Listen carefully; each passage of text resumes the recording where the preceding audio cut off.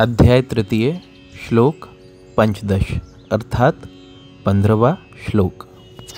कर्म ब्रह्मोद्भवं विद्धि ब्रह्माक्षर समुद्भवं तस्मात् सर्वगतं ब्रह्म नित्यं यज्ञे प्रतिष्ठितम्।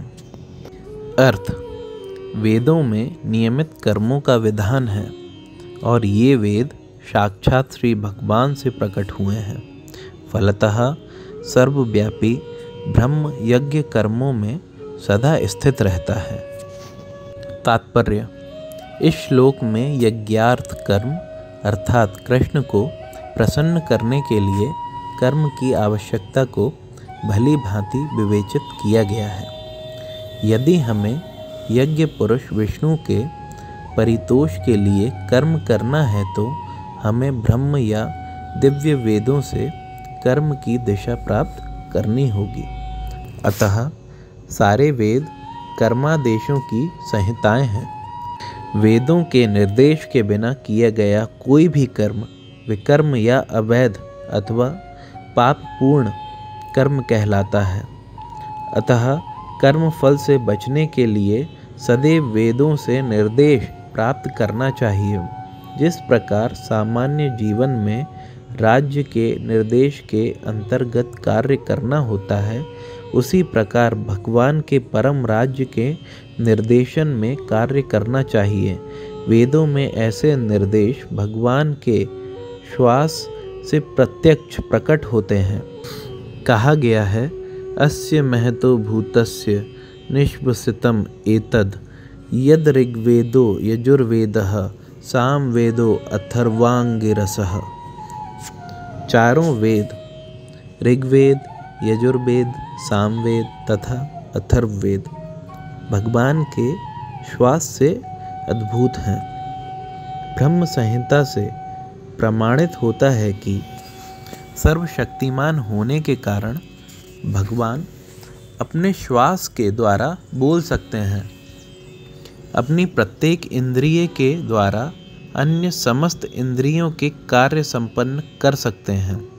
दूसरे शब्दों में भगवान अपनी निःश्वास के द्वारा बोल सकते हैं और वे अपने नेत्रों से गर्भाधान कर सकते हैं। वस्तुतः यह कहा जाता है कि उन्होंने प्रकृति पर दृष्टिपात किया और समस्त जीवों को गर्भस्थ किया। इस तरह प्रकृति के गर्भ में बद्ध जीवों को प्रविष्ट करने के पश्चात उन्होंने उन्हें वैदिक ज्ञान के रूप में आदेश दिया, जिससे वे भगवत धाम वापस जा सके। हमें यह सदैव स्मरण रखना चाहिए कि प्रकृति में सारे बद्ध जीव भौतिक भोग के लिए इच्छुक रहते हैं, किंतु वैदिक आदेश इस प्रकार बनाए गए हैं कि मनुष्य अपनी विकृत इच्छाओं की पूर्ति कर सकता है और तथाकथित सुख भोग पूरा करके भगवान के पास लौट सकता है।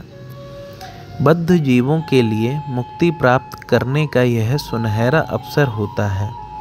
अतः उन्हें चाहिए कि कृष्ण भावना भावित होकर यज्ञ विधि का पालन करें।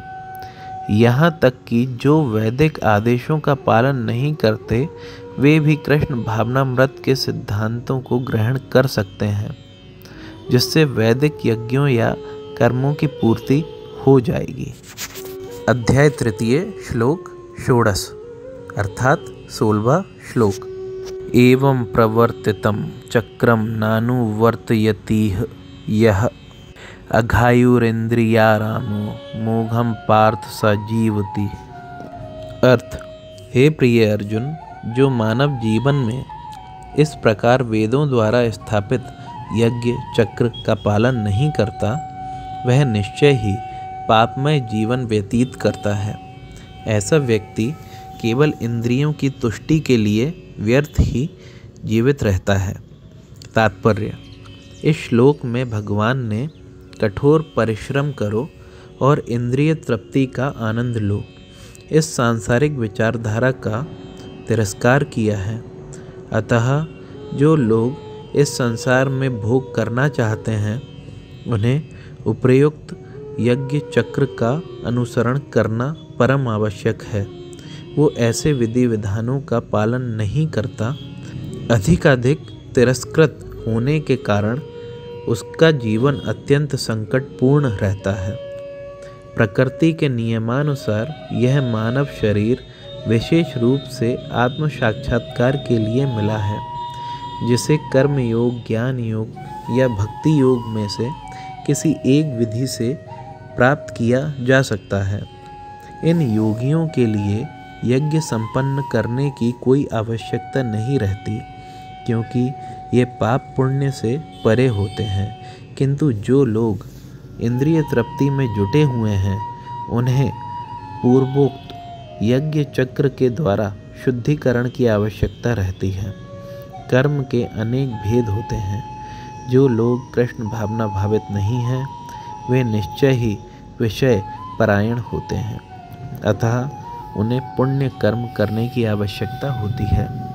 यज्ञ पद्धति इस प्रकार सुनियोजित है कि विषयोन्मुख लोग विषयों के फल में फंसे बिना अपनी इच्छाओं की पूर्ति कर सकते हैं। संसार की संपन्नता हमारे प्रयासों पर नहीं, अपितु परमेश्वर की पृष्ठभूमि योजना पर निर्भर है, जिसे देवता संपादित करते हैं।